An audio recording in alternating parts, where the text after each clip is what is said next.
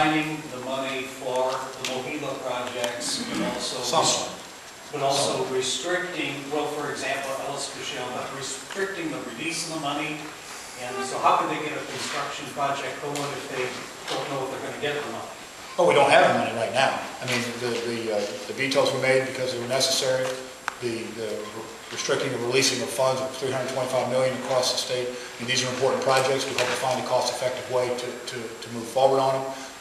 But the dollars in the short run here are just not available. Governor, by using the word spending restrictions, is that a synonymous for what we used to call withholdings?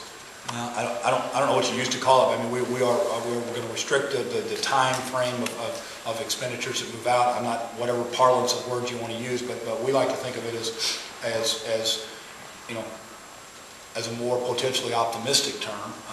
It's our hope that some of the things that we're doing to get this economy going will pay off, and then we'll be able to move forward on some of this stuff. But right now, the resources just aren't available. Does that $60 million include any spending restrictions in the governor's office itself?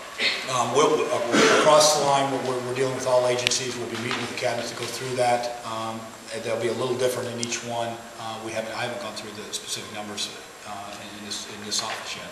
Are you restricting anything with the legislature? Linda can give you a full briefing as to what those are, but I don't think they'll be included within that additional restriction. I'm sorry, are you planning to make reductions in the governor's office as well? I plan on losing 8 or 10 pounds this summer. No, of expenditures in the governor's office. We'll balance our budget. We'll make sure we like everybody else gives at the office, we'll give at the office too. You're signing the education bill this afternoon. You mentioned education. Are there any cuts? It didn't sound like you're making any cuts in education funding. Are there?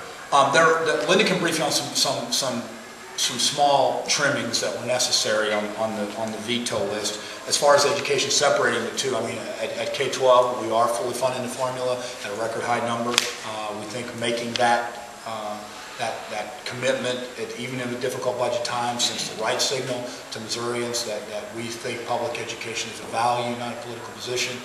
And I'm very appreciative of the legislature joining me in that. I think that basically unanimously, the legislature, it's just important for people to realize that even though we've had some challenging times, even though we've had to make some cuts, even though not everything that passed is going to find it to the finish line, you know, even though it wasn't discussed a huge amount during the legislative session, that this legislature, in an overwhelming bipartisan way, has made this significant movement forward to make sure that we're not forgetting the kids and the local schools.